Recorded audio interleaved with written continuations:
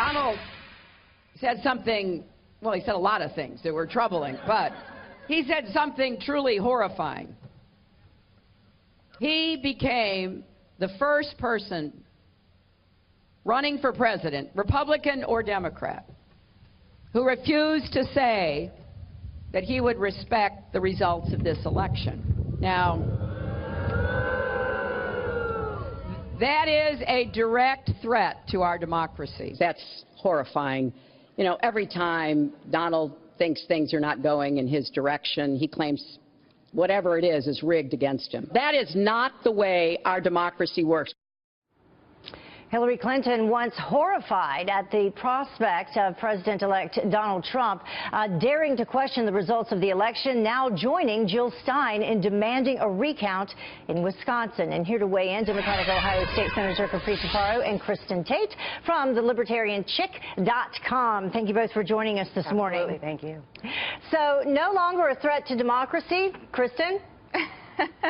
This is just the height of hypocrisy. I mean, of course, when Trump wants to question the results, if he loses, you know, that would be appalling. But now that Hillary's the one that lost, she's completely changed her tune. But here's the bottom line. You know, she would have to win all of these states where they're doing recounts. It would be Wisconsin, Michigan, and Pennsylvania to win the election. There's no chance of that happening. This is a big pipe dream. There's no evidence that there was election tampering in these states.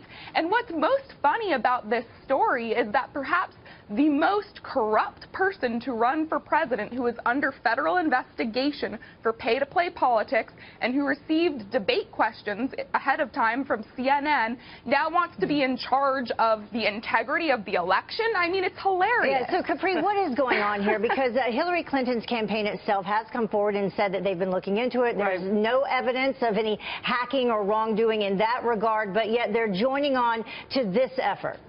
You know, I think that I actually kind of agree with what was just said as far as it's a pipe dream. I mean, yesterday, actually, my member of Congress, Tim Ryan, who's actually challenging Nancy Pelosi for the leadership job in the House, was on Meet the Press, and he said it's time for us to move on. I happen to agree with my Congressman Tim Ryan. It is time for us to move on. You know, we need to work on unifying the country, moving the Democratic Party forward, and not harping on something. You know, Wisconsin only has 10 electoral votes, just 10. And as Kristen just said, I mean, that's not going to be enough to flip the election. Yeah. I mean, and maybe they're banking on some kind of a crazy faithless elector scenario, Yeah, but it's not going to work. 107,000, was that correct, between all three states, the difference of those votes? But let's talk about the money that's been raised so far. Jill Stein raising over $6 million. When you take a look at the Florida recount, that cost about $2 million. The money that is not used will go towards the Green Party. So what's going on here, and who is contributing to that? I mean, $6 million so far when she couldn't raise that amount of money in the general election. It's Hillary people. You think it's Hillary people? It's Hillary people, for sure. I mean, Hillary people who are, again, looking for a miracle, have invested in Jill Stein, and Jill Stein's going to pocket that money, unfortunately, and I think it's going to be a lose-lose situation, you know, but here we are, 2016. Kristen, you get the final word here.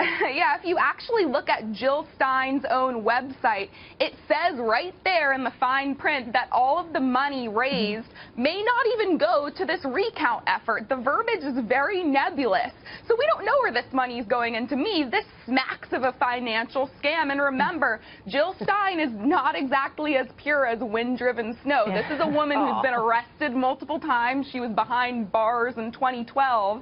So we don't know where this money is going or what the motive behind this is. Well, we know the deadline to file in Pennsylvania is today. Wisconsin slated to have a meeting at 9:30 a.m. this morning, Wisconsin time. So we'll see what happens moving forward.